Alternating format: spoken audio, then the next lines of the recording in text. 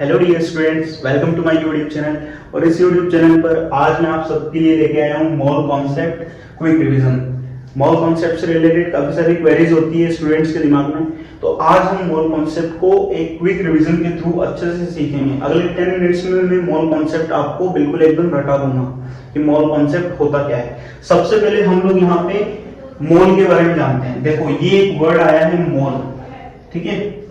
अच्छा, मोल से पहले यहाँ पे हम लोग कुछ चीजें जान लेते हैं। आपने 1 डजन का नाम तो सुना होगा, जैसे 1 दर्जन केले होते हैं ना, 1 डजन बनाना, ठीक है। तो 1 डजन में क्या होता है, फिक्स होता है। 1 डजन में कितना होता है, 12 होता है। आपने 1 किलो का मतलब भी सुना होगा, 1 किलो। 1 किलो में कितना होता है, 1000। ये भी क्या होता है, फिक्स होता है। आपने 1 मेगा का भी नाम सुना होगा। 1 मेगा का मतलब होता है 10 लाख, 10 लाख या 10 लाख, ठीक है। तो जब ये सारे नंबर्स फिक्स हैं यहाँ पे, 1 डजन मतलब 12, 1 किलो का मतलब 1000, 1 मेगा का मतलब 10 लाख, ठीक है। तो एक मोल भी यहाँ पे इसी तरह का एक नंबर होता है। देखो, बड़ी चीजें होती है ना, जैसे मैंने बोल दिया 1 दर्जन केले, तो केले क्या है, बड़ी चीज है, ठीक है। तो वहां पे हम लोगों को 1 दर्जन लेना पड़ेगा। बड़ी चीजों को मेजर करने के लिए हम लोग क्या करते हैं, इस तरह की यूनिट्स का यूज करते हैं। लेकिन जो बहुत छोटी चीजें होती है ना, जैसे इलेक्ट्रॉन हो गया, आपका यहाँ पे प्रोटॉन हो गया, ठीक है, मॉलिक्यूल्स हो गए, मॉलिक्यूल्स, एटम्स हो गए, ठीक है, आयोन्स हो गए। तो ये जो बहुत छोटी चीजें होती है ना, इनको मेजर करने के लिए हमने एक नई यूनिट बनाई जिसका नाम क्या रखा, मोल।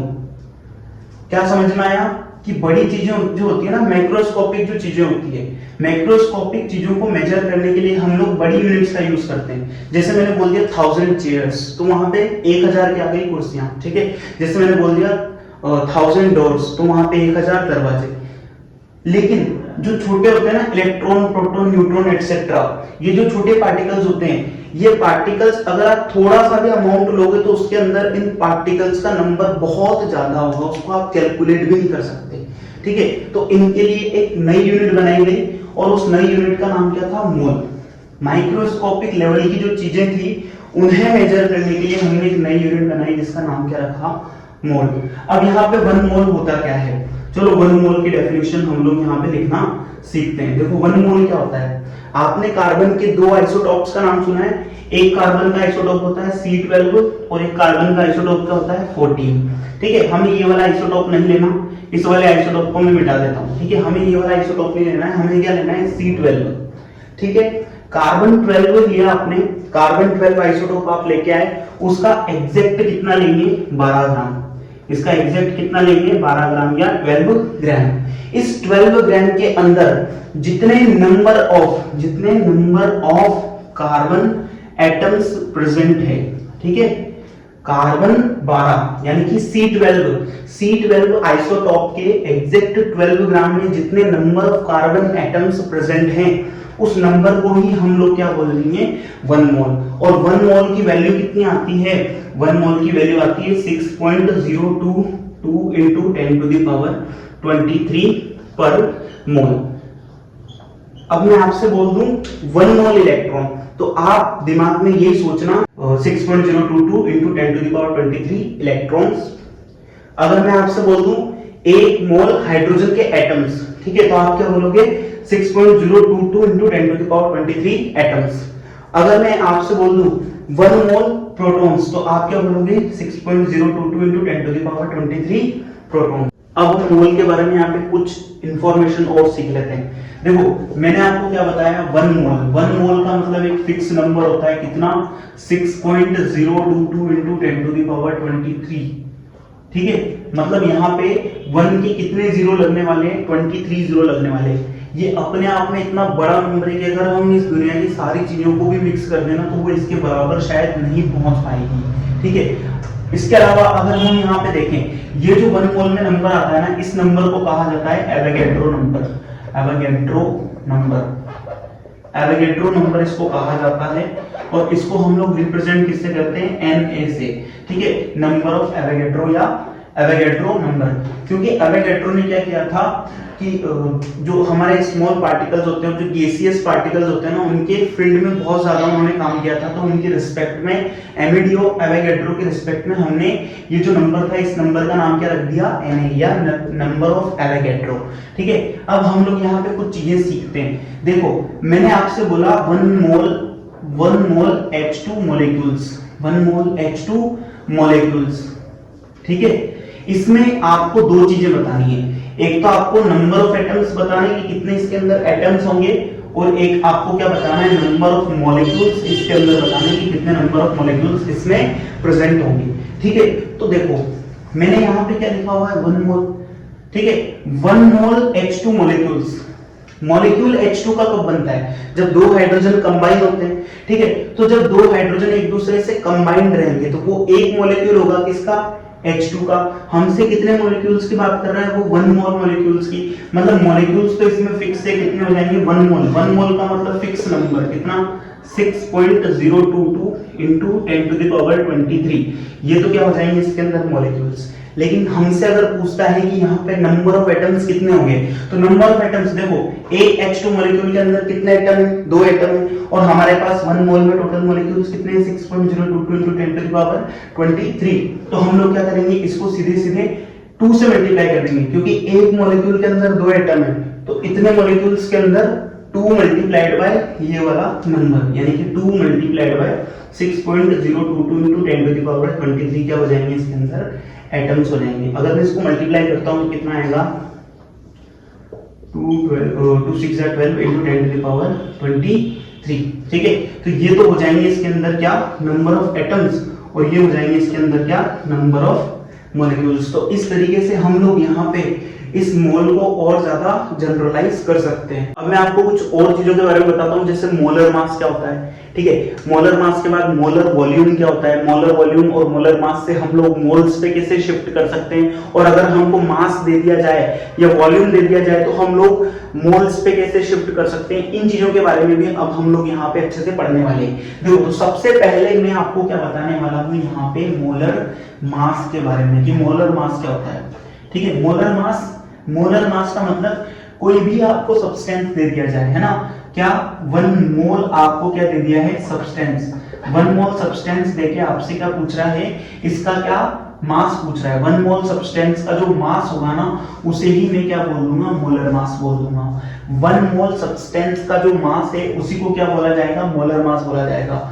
1 मोल एटम्स का पूछ सकता है, 1 मोल आपसे प्रोटॉन्स का पूछ सकता है, 1 मोल आपसे किसी मॉलिक्यूल का पूछ सकता है। तो जो 1 मोल सब्सटेंस देगा ना, कुछ भी, वो यहाँ पे मॉलिक्यूल दे दे, एटम दे दे, आयन दे दे, किसी का भी आपसे यहाँ पे मास पूछ ले, तो आप जो मास यहाँ पे कैलकुलेट करोगे उस मास को क्या नाम दोगे, मोलर मास। और मोलर मास की जो यूनिट होती है ना, मोलर मास को रिप्रेजेंट किया जाता है ग्राम में। किसमें रिप्रेजेंट करते हैं इसको, ग्राम में रिप्रेजेंट करते हैं। तो मान लो जैसे यहाँ पे मुझे CO2 दे दिया, अब मुझसे पूछ रहा है कि इसका मोलर मास कैलकुलेट करो। तो ध्यान रखना, यहाँ पे कार्बन के 1 मोल का यूज हुआ है और ऑक्सीजन के 2 मोल का यूज हुआ है। ठीक है, कार्बन के 1 मोल का मास कितना होता है, 12 ग्राम होता है। ठीक है, इसके अलावा ऑक्सीजन जो होता है, इसके 1 मोल का मास होता है 16 ग्राम।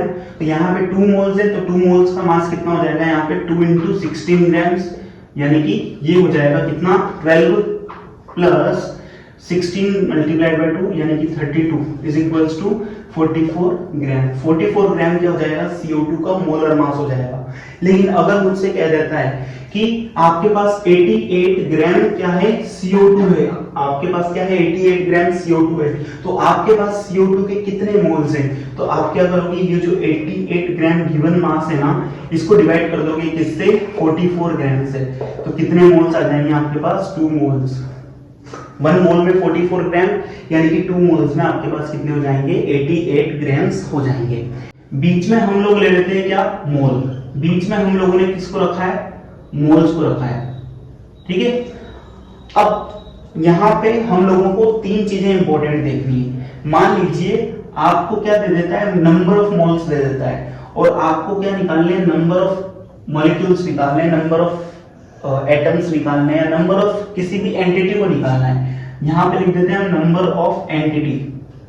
ठीक है, अगर आप नंबर ऑफ एंटिटी निकालना चाहते हैं किससे, मोल से। जैसे 2 मोल दे दिया आपको, 2 मोल हाइड्रोजन एटम्स के बारे में बोल दिया और आपसे पूछा कि इसके अंदर कितने नंबर ऑफ एटम्स प्रेजेंट है, तो आप क्या करोगे, सीधे सीधे नंबर ऑफ एवोगैड्रो से मल्टीप्लाई कर दोगे, ठीक है। यानी कि 6.022 into 10⁻23 से मल्टीप्लाई कर देना, आपके पास नंबर ऑफ एंटिटी के अंदर इलेक्ट्रॉन, प्रोटॉन या आपसे जिसके भी बारे में पूछा है, एटम्स के बारे में, मॉलिक्यूल्स के बारे में, आयंस के बारे में, तो आप वहां पे इजीली इसको कैलकुलेट कर सकते हो, ठीक है। तो यहां से आपके पास क्या जाएगा, नंबर ऑफ एंटिटी आ जाएगा। लेकिन मान लो आपको नंबर ऑफ एंटिटी में क्या, electron, proton etcetera, ions etcetera, कुछ भी आ सकता है, ठीक है। ये दे रखा है और आपसे पूछा है कि मोल आपको कैलकुलेट करना है, तो आपको क्या करना पड़ेगा, यहाँ पे इसको डिवाइड करना पड़ेगा किससे, नंबर ऑफ एवोगैड्रो से, ठीक है। जैसे आपको मान लीजिए यहाँ पे 12.044 मल्टीप्लाइड बाय 10⁻23 इतने एटम्स दे रखे हैं, ठीक है। और आपको पूछना है कि इतने एटम्स, ये हाइड्रोजन के आपको इतने एटम्स दे दिए और आपसे पूछ रहा है कि हाइड्रोजन एटम्स का यहाँ पे कितना मोल प्रेजेंट है, तो आप क्या करोगे, नंबर ऑफ एवोगैड्रो यानी कि 6.022 into 10⁻23 से क्या करोगे, इसको डिवाइड करोगे, ये इससे कैंसिल हो जाएगा, इससे ये 2 बार कैंसिल होगा, यानी कि यहाँ पे हाइड्रोजन के कितने मोल एटम्स प्रेजेंट है, 2 मोल एटम्स यहाँ पे प्रेजेंट है, ठीक है। अब हम लोग यहाँ पे आगे बढ़ते हैं।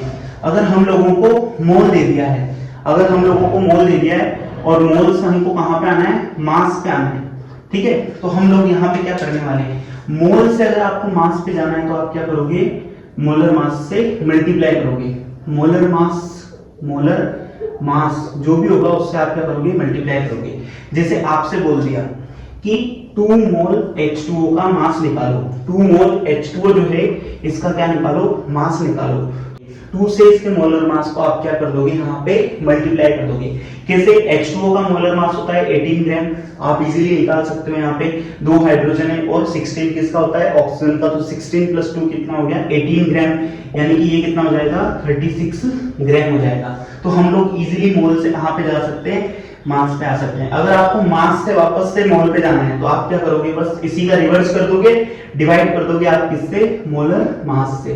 तो यहाँ पे मोलर मास से हम लोगों को क्या करना पड़ेगा, डिवाइड करना पड़ेगा। एक और बहुत अच्छी चीज, एक और बहुत ज्यादा इंटरेस्टिंग चीज हम लोग यहाँ पे कर सकते हैं। देखो, मान लीजिए आपको कभी कोई गैस दे देता है, ठीक है, आपको कभी कोई गैस दे देता है, पहले तो आप एक चीज याद रखो, मोलर वॉल्यूम क्या होता है, मोलर वॉल्यूम, ठीक है, मोलर वॉल्यूम ध्यान रखना। स्टैंडर्ड टेम्परेचर और प्रेशर जो होता है ना, स्टैंडर्ड टेम्परेचर और प्रेशर पे किसी भी गैस का 1 मोल आपको दुनिया की कोई भी गैस दे दी जाए, हाइड्रोजन, ऑक्सीजन, ओजोन, नाइट्रोजन, अगर आपको स्टैंडर्ड टेम्परेचर और प्रेशर पे किसी गैस का 1 मोल दे रखा है, तो ध्यान रखना स्टैंडर्ड टेम्परेचर और प्रेशर पे किसी भी गैस का 1 मोल ऑलवेज कितना वॉल्यूम एक्वायर करता है, 22.4 लीटर या फिर 22,400 मिलीलीटर, ठीक है। इसको बोला जाता है मोलर वॉल्यूम। किसी भी गैस का 1 मोल एसटीपी पर ऑलवेज 22.4 लीटर वॉल्यूम एक्वायर करेगा, ठीक है। तो आपको मान लीजिए कोई गैस का मोल दे दिया और आपसे पूछा कि ये गैस के मान लो 3 मोल, 4 मोल, 5 मोल, कितने भी आपको मोल दे दिए और यूं पूछा कि कितना वॉल्यूम इसने एक्वायर कर रखा है, तो आप वॉल्यूम पे जाओगे। तो इसके लिए आपको क्या करना पड़ेगा, मल्टीप्लाई करना पड़ेगा 22.4 लीटर से, इसको मल्टीप्लाई करना पड़ेगा अगर आपको कहां पे जाना है, वॉल्यूम पे। लेकिन अगर आपको वॉल्यूम से वापस से मोल पे आना है तो आपको क्या करना पड़ेगा, डिवाइड करना पड़ेगा किससे, 22.4 लीटर से, ठीक है। तो यहाँ पे हम लोगों ने इन सारी चीजों को इजीली देख लिया। मोल से अगर आपको नंबर ऑफ एंटिटी पे जाना है तो मल्टीप्लाई करना पड़ेगा एवोगैड्रो नंबर से। अगर आपको नंबर ऑफ एंटिटी से वापस से मोल पे आना है तो आपको डिवाइड करना पड़ेगा किससे, नंबर ऑफ एवोगैड्रो से। अगर आपको मोल से वॉल्यूम पे जाना है तो मल्टीप्लाई करो आप 22.4 लीटर से। अच्छा, ये फिक्स्ड होता है, ये किसी भी गैस के लिए फिक्स है। अगर किसी भी गैस का 1 मोल आपको दे रखा है तो ध्यान रखना एसटीपी पे वो हमेशा 22.4 लीटर वॉल्यूम को एक्वायर करेगी। तो मोल से अगर वॉल्यूम पे जाना है तो आप इससे मल्टीप्लाई कर दो, अगर वॉल्यूम से वापस से आपको मोल पे आना है तो आप इससे डिवाइड कर दो, ठीक है। अगर आपको मोल दे दिया और मास पूछा है कि मास कितना होगा, भाई 3 मोल का मास कितना होगा, 4 मोल का मास कितना होगा, तो आप मोल से सीधे मोलर मास को मल्टीप्लाई कर दोगे तो क्या आ जाएगा, मास आ जाएगा। लेकिन अगर आपको मास दे दिया और आपसे मोल्स के बारे में पूछ लेता है तो आप क्या करोगे, मोलर मास से इसको डिवाइड कर दोगे। अब यहाँ पे दो बहुत अच्छे क्वेश्चंस के साथ हम लोग इस वीडियो का एंड करेंगे। बहुत अच्छे क्वेश्चन है, इससे आपको मोल कॉन्सेप्ट को समझने में और ज्यादा आसानी होगी। देखो पहला क्वेश्चन जो है हमारे पास यहाँ पे क्या है, calculate number of electron in 1 mole of H2O molecules. ठीक है, हमें क्या करना है यहाँ पे, इसका सॉल्यूशन अगर करना है, देखो नंबर ऑफ इलेक्ट्रॉन्स कैलकुलेट करने हैं हम लोगों को 1 मोल H2O मॉलिक्यूल्स के अंदर। क्या आप जानते हो 1 मोल H2O का मतलब कितने मॉलिक्यूल्स, 1 मोल H2O का मतलब कितने मॉलिक्यूल्स हो जाएंगे? मैंने आपको बताया 1 मोल का मतलब एक फिक्स नंबर होता है। 1 मोल H2O का मतलब कितने molecules, 6.022 into 10 to the power 23 molecules. इतने इसमें क्या हो जाएंगे, पहले तो मॉलिक्यूल्स हो जाएंगे। ठीक है, 1 मोल के अंदर। अब आप देखो यहाँ पे H2O के अंदर क्या क्या है, दो हाइड्रोजन है और यहाँ पे एक क्या है, ऑक्सीजन है। हम लोग जानते हैं कि हाइड्रोजन के एक एटम के पास में ओनली 1 इलेक्ट्रॉन होता है। ठीक है, तो यहाँ पे 2 into 1 2 इलेक्ट्रॉन तो इसके आ गए। ठीक है, एक एटम हाइड्रोजन के एक एटम के अंदर ओनली सिंगल इलेक्ट्रॉन होता है। ठीक है, 2 से मल्टीप्लाई किया तो दोनों हाइड्रोजन के मिला के 2 इलेक्ट्रॉन आ गए। ऑक्सीजन के एक एटम के अंदर कितने इलेक्ट्रॉन होते हैं, 8 इलेक्ट्रॉन्स होते हैं। तो यहाँ पे हम लोग क्या करेंगे, 8 इलेक्ट्रॉन्स इसमें ऐड कर देंगे, यानी कि H2O के एक मॉलिक्यूल के अंदर आपको कितने इलेक्ट्रॉन्स मिले, 2 + 8 यानी कि 10 इलेक्ट्रॉन्स यहाँ पे आपको मिल गए। किसके अंदर, एक H2O के मॉलिक्यूल के अंदर। हमें कितने मॉलिक्यूल्स के अंदर इसके इलेक्ट्रॉन निकालने हैं, 6.022 into 10 to the power 23 molecules के अंदर। तो हम लोग क्या करेंगे, एक मॉलिक्यूल में जितने इलेक्ट्रॉन प्रेजेंट है ना उसको इन नंबर ऑफ मॉलिक्यूल्स से मल्टीप्लाई कर देंगे। तो total number of electrons, total number of electrons कितने मिल जाएंगे आपको, जितने आपके पास क्या है मॉलिक्यूल्स हैं। ठीक है, आपने मॉलिक्यूल्स का नंबर लिख दिया। उसके बाद में एक मॉलिक्यूल में कितने इलेक्ट्रॉन मिल रहे हैं, 10 इलेक्ट्रॉन्स। तो 10 से मल्टीप्लाई कर दोगे तो ये कितना आ जाएगा आपके पास, 6.022 into 10 to the power 23 और 10 to the power 1 यानी कि 10 to the power 24 electrons present होंगे। यानी कि 1 मोल H2O के अंदर कितने नंबर ऑफ इलेक्ट्रॉन्स प्रेजेंट होंगे, 6.022 into 10 to the power 24 electrons यहाँ पे प्रेजेंट होंगे। ठीक है, अब हम लोग यहाँ पे अगला क्वेश्चन सॉल्व करते हैं। हमें यहाँ पे आयंस निकालने हैं, किसमें, 5 मोल्स ऑफ NaCl सॉल्यूशन के अंदर। यहाँ पे हमें 5 मोल्स दिए हुए हैं NaCl सॉल्यूशन में। ठीक है, आप जानते हो कि NaCl जो है इसका जब सॉल्यूशन बनेगा तो ये क्या करेगा, एक तो Na+ देगा और एक क्या देगा, Cl- देगा। यानी कि NaCl के एक मॉलिक्यूल के अंदर कितने आयंस है, 2 आयंस प्रेजेंट है। ठीक है, एक तो Na+ है और एक क्या है, Cl-। ये एक मॉलिक्यूल के अंदर हमें टोटल 5 मोल्स दिए हुए हैं। तो पहले हमें 5 मोल्स में क्या निकालने पड़ेंगे, नंबर ऑफ मॉलिक्यूल्स निकालने पड़ेंगे। तो पहले हम नंबर ऑफ मॉलिक्यूल्स निकालते हैं। यहाँ पे number of molecules in 5 moles. ठीक है, 5 मोल्स के अंदर कितने मॉलिक्यूल्स हो जाएंगे, यहाँ पे 5 into 1 मोल के अंदर कितने मॉलिक्यूल्स होते हैं, 6.022 into 10 to the power 23। तो ये कितना आ जाएगा यहाँ पे, 5 to the 10 और 1 11 5, अच्छा ये 1 हो जाएगा, 5 6 का कितना हो जाएगा, 30 10 to the power 23। ठीक है, इतने नंबर ऑफ मॉलिक्यूल्स 5 मोल्स के अंदर प्रेजेंट है। अब देखो यहाँ पे NaCl का एक मॉलिक्यूल 2 आयंस दे रहा है, तो अपने पास तो टोटल इतने मॉलिक्यूल्स हैं, तो हमें टोटल नंबर ऑफ आयंस निकालने हैं। तो हम लोग क्या करेंगे, टोटल आयंस निकालेंगे यहाँ पे। तो क्या कर देंगे, इस 2 से मल्टीप्लाई कर देंगे, तो ये हो जाएगा 2 into 30.110 into 10 to the power 23। ठीक है, जब इसको हम लोग सॉल्व करेंगे तो ये वापस से कितना आ जाएगा, 6.022 into 10 to the power 24 क्या आयंस। ठीक है, तो 5 मोल्स ऑफ NaCl सॉल्यूशन के अंदर कितना आयंस प्रेजेंट है, 6.022 into 10 to the power 24 ions यहाँ पे प्रेजेंट है। आई होप आपको वीडियो पसंद आया हो। वीडियो को लाइक कर देना और चैनल को सब्सक्राइब जरूर कर लेना।